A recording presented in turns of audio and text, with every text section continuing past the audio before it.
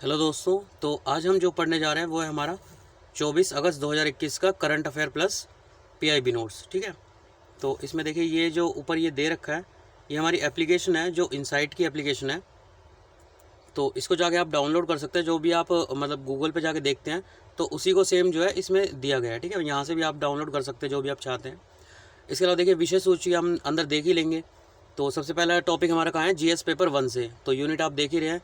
तो श्री नारायण गुरु इनकी जो है 167वीं जो जयंती है वो मनाई जा रही है। तो इनके बारे में थोड़ा सा देख लेते हैं, ये कौन थे।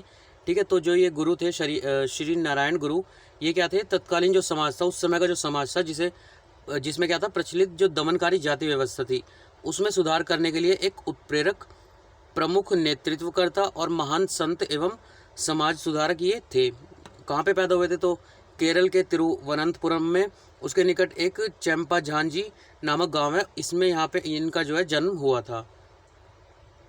तो इनको जो है किस चीज़ का श्रेय दिया गया था, तो तत्कालीन जो उस समय का केरल के सामाजिक ताने बाने को जो बदलने और केरल वासियों की जो मान्यता थी उसको बदलने का श्रेय इनको दिया गया था। ठीक है, इनका जन्म एक एझावा जो परिवार है उसके अंतर्गत हुआ था। ठीक है, उसमें क्या होता था, उस समुदाय के लोगों को अवर्ण माना जाता था। मतलब वर्ण क्या होता है, जो हम शब्द बोलते हैं, तो अवर्ण मतलब जो बिना बोली का एक जो होगा, तो वो उस समय पे माना जाता था। ठीक है, जातिवाद से ग्रसित केरल के समाज में उन्हें सामाजिक अन्याय का अत्यधिक सामना करना पड़ता था। ठीक है, जो उनके दर्शन थे उसने जो है हमेशा सामाजिक समानता, सभी के लिए शिक्षा और आध्यात्मिक ज्ञान की वकालत की। ठीक है, मतलब अपने समुदाय को उभारने के लिए इन सब की जो है वकालत की। यहाँ पे इनकी फ़ोटो दे रखी है। तो महत्वपूर्ण सामाजिक इनका योगदान क्या था, तो इन्होंने क्या नारा दिया, एक जाति एक धर्म सभी के लिए एक भगवान। ठीक है, ये यहाँ पे जो वहाँ की लोकल लैंग्वेज होगी उसमें दिया गया, ओरु जाठी ओरु मथम ओरु देवम मनुष्यानु का प्रसिद्ध नारा दिया गया था इनके द्वारा। ठीक है, उसके अलावा देखिए उन जो वर्ष 1988 था उसमें जो ये गुरु थे उन्होंने केरल के जो विपुरम गांव था उसमें भगवान शिव का जो पहला मंदिर था उसकी स्थापना की थी 1888 में। ठीक है, जहां पहली बार क्या हुआ, किसी गैर ब्राह्मण द्वारा देव प्रतिमा जो थी वो स्थापित की गई। उसके अलावा उनके इस कदम से क्या हुआ, जो उच्च जाति के जो ब्राह्मण समुदाय थे उनके खिलाफ जो है जाति विरोध क्रांति को जन्म दिया। उसके अलावा उन्होंने एक मंदिर में जो क्लावन कोड की थी प्रतिष्ठापना, मतलब ये जो है यहाँ पे इस टाइप को ये पर लिखते हैं यहाँ पे। ठीक है, तो यहाँ पे देख लीजिएगा, ये प्रतिष्ठापना मतलब स्थापित करना, जिसमें उन्होंने मूर्तियों के स्थान पर क्या किया, दर्पण को रखा। मतलब जैसे कि आप अगर मंदिर में जाए और आपके सामने दर्पण रख दिया जाए, मतलब हर एक के अंदर क्या है, भगवान की उपस्थिति है, मतलब ये दर्शाना चाहा उन्होंने। तो इससे उन्होंने संदेश दिया कि परमात्मा प्रत्येक व्यक्ति के भीतर निवास करता है। फिर क्या हुआ, 1903 था उसमें उन्होंने संस्थापक और अध्यक्ष के रूप में जो शरीय नारायण धर्म परिपालन योगम SNDP इसकी स्थापना की। उसके बाद उन्होंने जो निचली जाति के लोग थे उनके मंदिरों में प्रवेश निषेध के विरोध स्वरूप राज्य भर में 40 से अधिक मंदिरों की स्थापना की। ठीक है, उसके अलावा देखिए राष्ट्रीय आंदोलन में अगर इनका योगदान देखें तो वे जो सार्वभौमिक मंदिर प्रवेश और अछूतों के जो सामाजिक भेदभाव था जैसी सामाजिक बुराइयों के खिलाफ आंदोलन के अग्रणी नेताओं में से एक थे। ठीक है, उन्होंने जो त्रावणकोर था उसमें निचली जातियों को मंदिर में प्रवेश की अनुमति देने के लिए चलाए जा रहे जो वायकाम आंदोलन था उसको भी गति प्रदान की। ठीक है, उसके अलावा जैसे कि उन्होंने अपनी जो कविताएं थी उसमें भारतीयता के सार को समाहित किया, जिसके माध्यम से विश्व की जो स्पष्ट विविधता है उसमें अंतर्निहित एकता पर जो है प्रकाश डाला। ठीक है, अब देखिए शरीर नारायण का गुरु का दर्शन, तो दर्शन में क्या है, ये जो है आदि शंकराचार्य द्वारा प्रतिपादित जो अद्वैत सिद्धांत था, अद्वैत वेदांत, मतलब जिनका फिलॉसफी वगैरह ऑप्शनल होगा, जो हमारा वो होता है दर्शन होता है, तो उसको उनको ये पता होगा जो अद्वैत वेदांत होता है क्या होता है, उसके सबसे बड़े ये समर्थक थे। और जो री इवेल्युएटर उसमें से ये एक थे। ठीक है, किसी चीज़ को इवेल्युएट करना, और री मतलब दोबारा से उसे इवेल्युएट कर देना। 1913 में उन्होंने केरल के अलुआ नामक स्थान पर अद्वैत आश्रम इसकी स्थापना की। उसके बाद यह है जो आश्रम था वो ओम सौंदर्य सर्वत्र, मतलब भगवान की दृष्टि में सभी पुरुष क्या है, एक समान है, इसके महान सिद्धांत को उन्होंने समर्पित किया था। अब इनकी अगर रचनाएं देखें तो अद्वैत दीपिका, ठीक है, आश्रम और थेव रप्पा थिंकगल, ब्रह्म विद्या पंचकम, ये सब इनकी रचनाएं थी। ठीक है, उनके दर्शन की प्रासंगिकता क्या है, तो जहाँ कई देशों और समुदायों के सामाजिक ताने-बाने में घृणा, हिंसा, कट्टरता, संप्रदायवाद, अन्य विभाजनकारी जो प्रवृत्तियाँ उनका शरण हो रहा था, ऐसे में शरीर नारायण गुरु के जो सार्वभौमिक एकता थी वो दर्शन की समकालीन वैश्विक संदर्भ में विशेष प्रासंगिकता रखती थी। ठीक है, मतलब इन चीज़ों में कमी और थी, उसके साथ ही इन्होंने अपना दे दिया सार्वभौमिक एकता, तो इससे इसको जो है बल मिला। उसके अलावा देखिए अगला टॉपिक क्या है, जीएस पेपर 1 से ही है, विभिन्न विद्रोहों में हुए शहीदों को स्वतंत्रता सेनानी का दर्जा। मतलब हमने कल देखा था मोपला जो विद्रोह था उसमें जो वो थे 387 लोग थे उनको नहीं दिया गया था, तो यहाँ पे हम उस लिस्ट की बात कर रहे हैं कि उसमें किन किन को दिया गया। तो जो ICHR है, the Indian council of historic research है, उसके द्वारा जो शहीदों के नाम का कोष है उसमें भारत का स्वतंत्रता संग्राम 1857 से लेके 1947 तक का, उसके 5वें खंड में प्रविष्टियों के समीक्षा हेतु एक 3 सदस्यीय समिति नियुक्त की गई। ठीक है, तो इस समिति के द्वारा क्या अनुशंसा की गई, जो केरल है उसके जो कम्युनिस्ट आंदोलन है उसमें हुए शहीदों सहित जो पुनपरा वायलार विद्रोह था। ठीक है, ये विद्रोह अभी नीचे देखेंगे हम यहाँ पे क्या होता है, तो इसके इसको उसके अलावा कय्यूर विद्रोह, कारी वेलूर और कावू मुंबई जो विद्रोह था उसमें जान गंवाने वाले शहीद भारतीय स्वतंत्रता संग्राम इतिहास में स्वतंत्रता सेनानियों के रूप में शामिल रहेंगे। ठीक है, ये सब आप थोड़े बहुत इसमें से स्पेक्ट्रम में मिल जाएंगे या फिर आपको जो है गूगल करके आप देख लीजिएगा, क्योंकि देखिए ये वाला टॉपिक काफ़ी हाईलाइट हो रहा है 2-3 दिन से, तो हो सकता है प्रीलिम्स में एक आधा क्वेश्चन इससे बन जाए। ठीक है, उसके अलावा इसकी पृष्ठभूमि क्या है, तो इससे पहले इन समितियों द्वारा जो मालाबार के विद्रोही नेता थे वरीय यामुकुनाथ और कुनमेद हाजी, उसके अलावा अली मुसलियार, ये हमने कल देखा था, और 387 जो लोग थे जो मोपला शहीद थे उनको स्वतंत्रता सेनानियों की सूची से हटाने की सिफारिश की गई। ठीक है, ये हमने कल देखा था। उसके अलावा देखिए ये विद्रोह क्या है, पुनपारा वायलार, तो इसके अंतर्गत जो ब्रिटिश भारत है उसमें जो त्रावणकोर रियासत है उसके प्रधानमंत्री CP रामास्वामी अय्यर और रियासत के खिलाफ एक संगठित जो श्रमिक वर्ग था उसका ये विद्रोह था। ठीक है, ये याद रखिएगा, पुनपारा जो वायलार था ये किसका था, श्रमिक वर्ग का विद्रोह था। ठीक है, उसके अलावा इसका उद्देश्य क्या था, तो जो त्रावणकोर है उसके शोषक दीवान को पद से हटाना और श्रमिक वर्ग को अन्यायपूर्ण जो कराधान है, जो टैक्सेशन होता है, और शासन के शोषण से जो है मुक्त करना था। इसका महत्व क्या रहा, तो यह अपनी तरह का एक अनोखा आंदोलन था जिसमें जो है जो मजदूर वर्ग था वो सरकार के खिलाफ खड़ा हो गया।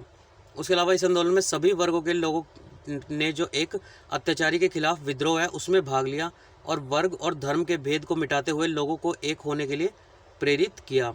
ठीक है, मतलब जो भी थे ऊंचे और नीचे तमगे के लोग वो जो है एक साथ मिलकर उन्होंने विद्रोह किया। इस विद्रोह के फलस्वरूप क्षेत्र में जो लोकतंत्र था उसकी स्थापना हुई, मतलब जो लोगों के द्वारा स्थापित तंत्र है। उसके अलावा राज्य के जो राजनीति है उसको एक निर्णायक मोड़ दिया गया। अब इसके निहितार्थ क्या है विद्रोह के, तो इतिहासकारों का क्या मानना है कि यह जो तत्कालीन त्रावणकोर है उससे स्वतंत्र त्रावणकोर की स्थापना हेतु एक विशिष्ट संघर्ष माना गया। ठीक है, उसके अलावा इस आंदोलन के एक नेता जो TK वर्गीज वैधन, इन्होंने जो है आधिकारिक रूप से कहा कि यह आंदोलन कम्युनिस्ट इंडिया की स्थापना के उद्देश्य हेतु एक बड़ी क्रांति के रूप में पूर्वाभास था।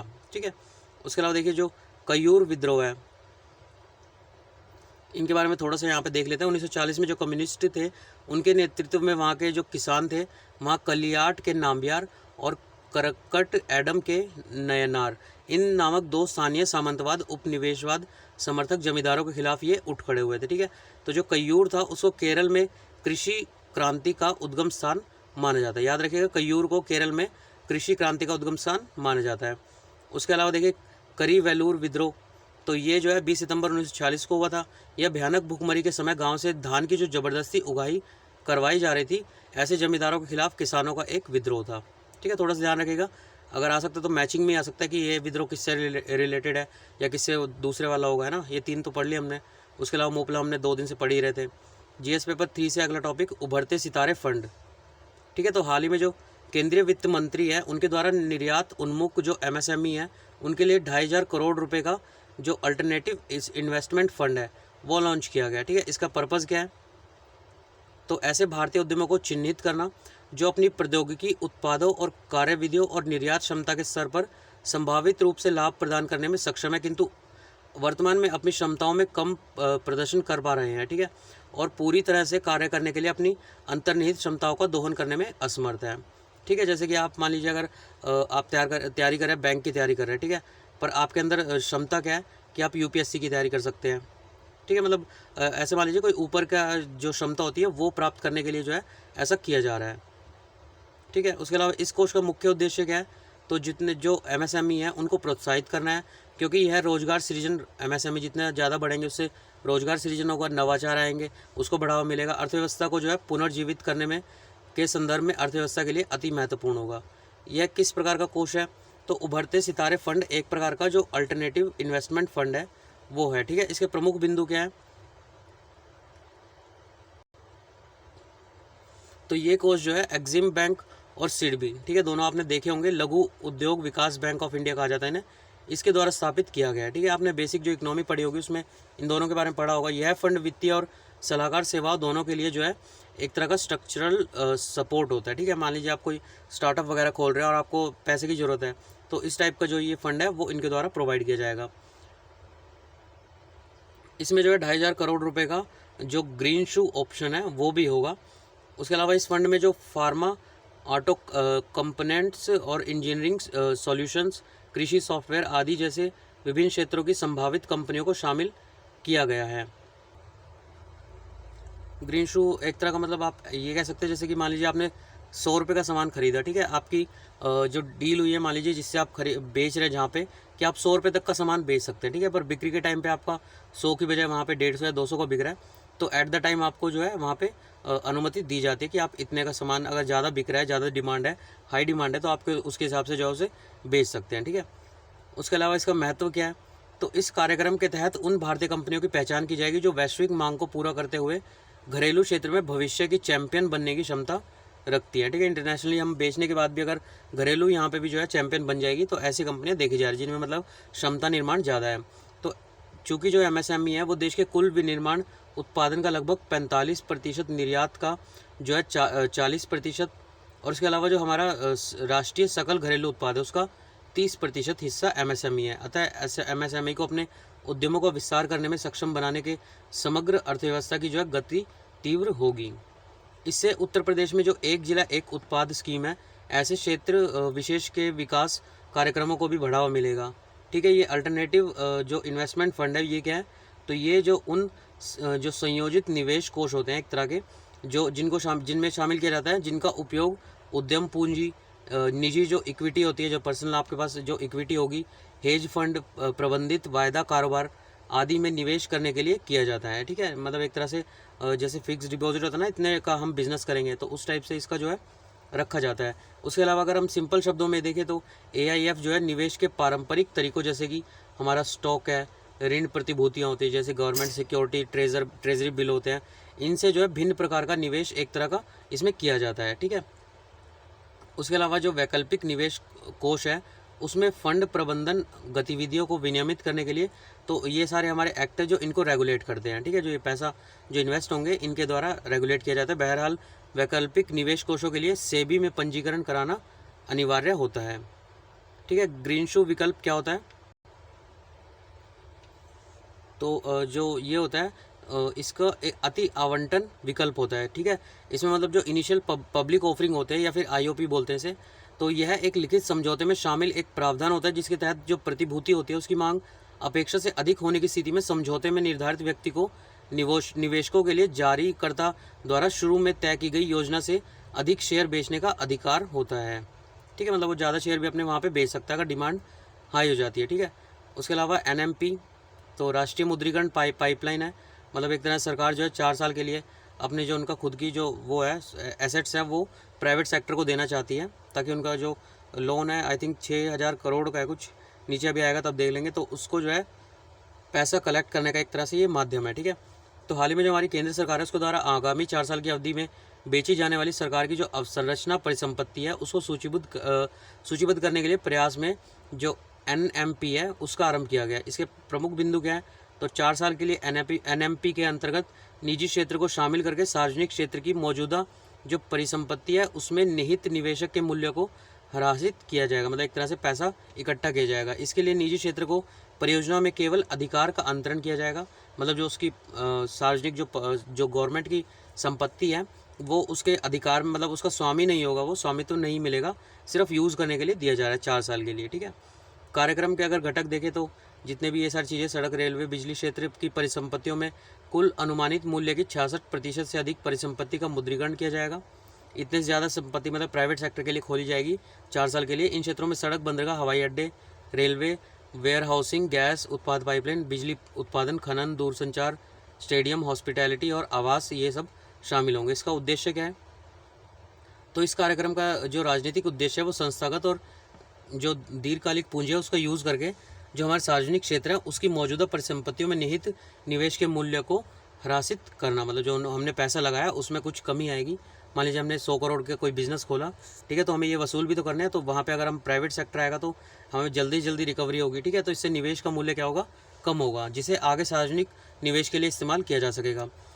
इस पहल का मुख्य उद्देश्य क्या है? मुद्रीकरण के माध्यम से अवसंरचना निर्माण को संभव बनाना, जिससे क्षमता के लिहाज से अपने अपने क्षेत्रों के उत्कृष्ट सार्वजनिक और निजी क्षेत्र सहयोग करें, जिससे सामाजिक आर्थिक विकास को संभव बनाया जा सके और देश के नागरिकों की जीवन की गुणवत्ता में सुधार आ सके। इसका ढांचा क्या है?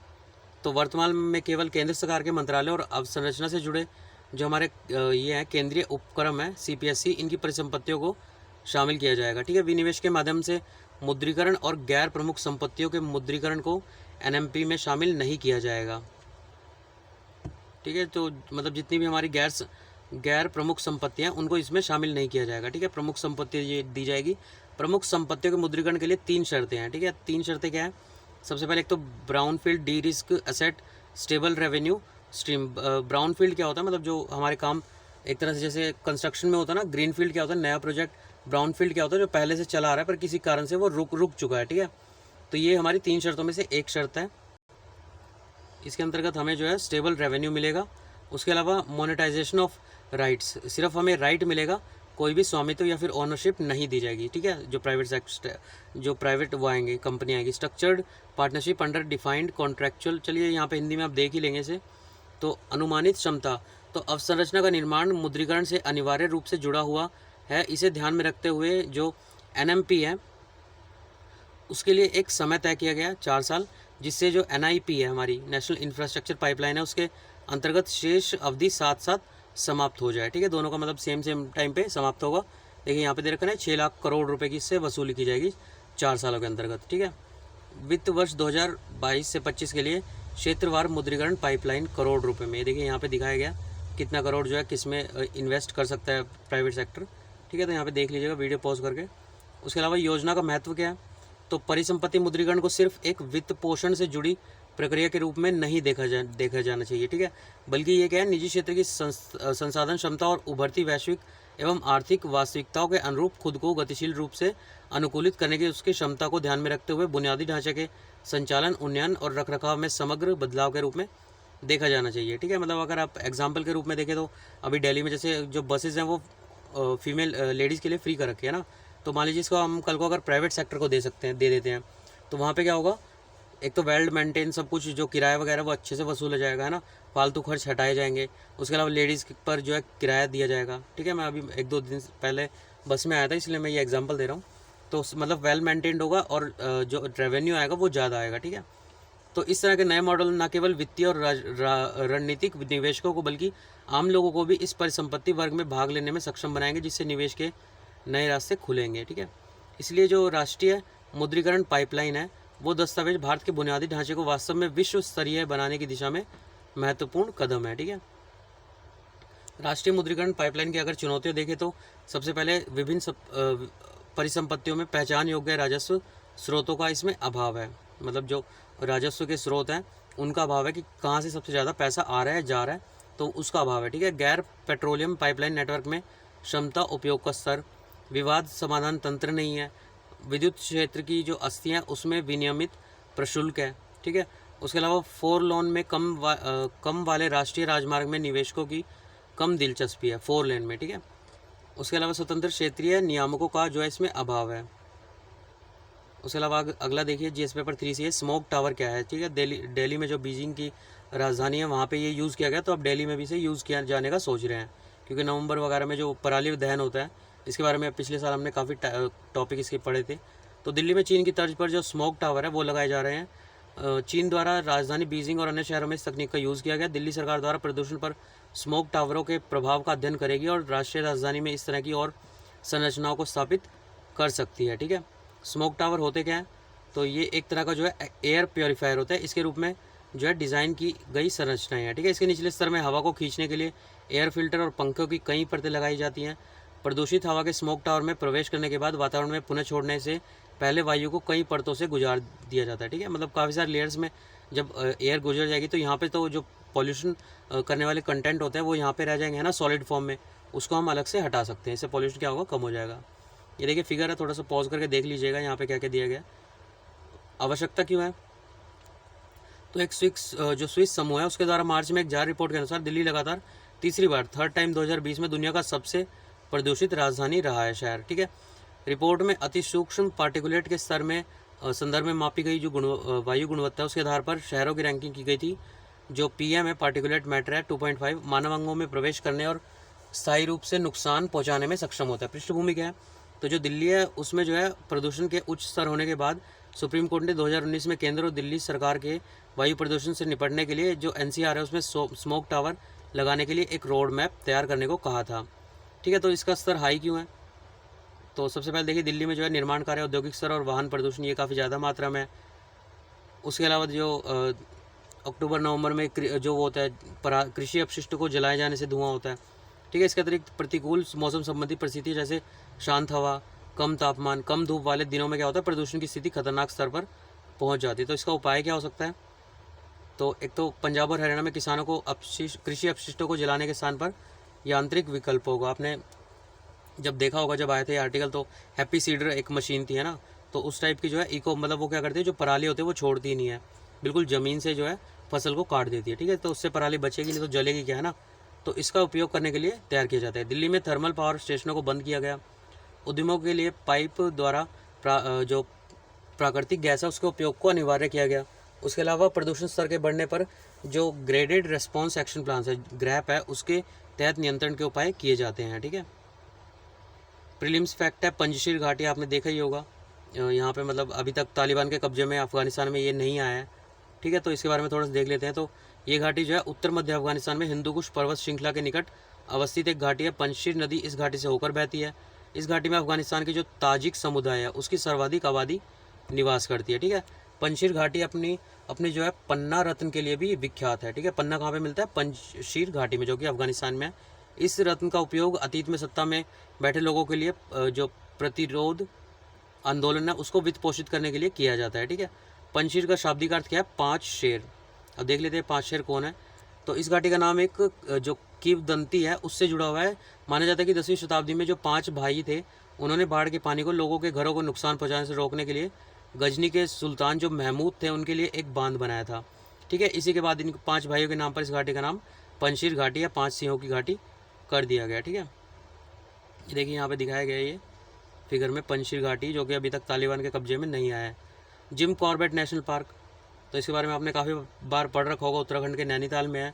इस राष्ट्रीय उद्यान में रामगंगा नदी द्वारा निर्मित पतली दून घाटी जो है शामिल है। इस राष्ट्रीय उद्यान की स्थापना लुप्त प्राय बंगाल टाइगर को संरक्षित करने के लिए 1936 में हैली नेशनल पार्क के रूप में की गई थी। 1936 में क्या नाम था, हैली नेशनल पार्क। इसका नाम जिम कॉर्बेट के नाम पर रखा गया, जिन्होंने इसी स्थापना में महत्वपूर्ण भूमिका निभाई थी।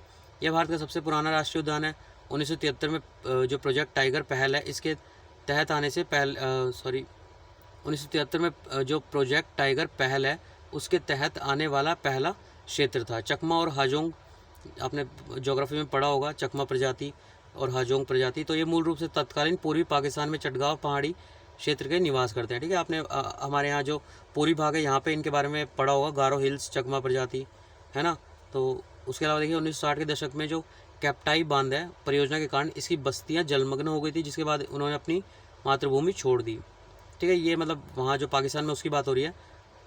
चकमा जो है बौद्ध धर्म को मानते थे, हाजोंग क्या थे, हिंदू हैं, और इन्होंने कथित तौर पर धार्मिक उत्पीड़न का शिकार होने के बाद असम के तत्कालीन जो लुसाई हिल्स जिले हैं जो कि मिजोरम में है उसके रास्ते में भारत में प्रवेश किया था। केंद्र सरकार द्वारा इनमें से अधिकांश प्रवासियों को जो है north east frontier agency NEFA जो अब अरुणाचल प्रदेश में इसमें बसा दिया, ठीक है। इसकी आबादी 1964 से लेकर 69 में 5000 थी, जो अब बढ़कर 1 लाख हो गई है। वर्तमान में इसके पास नागरिकता और भूमि अधिकार नहीं है, लेकिन उन्हें राज्य सरकार द्वारा बुनियादी सुविधाएं प्रदान की जाती है, ठीक है। ये देखिए यहाँ पे दिखा रखा है फिगर में, देखिए यहाँ पे लोहित, ठीक है, सुबनसिरी, टिराप, ठीक है। तो सर ये फिगर देख लीजिएगा, एक बार पढ़ लीजिएगा पॉज करके। देखिए ये तीनों प्रजाति कहाँ पे दिखाई गई है, यहाँ पे दिखाई गई है, ठीक है, मिजोरम में। ठीक है, तो बस आज के लिए इतना ही। उसके अलावा डेली पढ़ते रहेंगे, मंथली भी देखते हैं, कभी टाइम मिला तो कर देंगे, उसे भी बना देंगे। तब तक के लिए अगर वीडियो पसंद आता है तो लाइक सब्सक्राइब आप कर सकते हैं। And have a good day.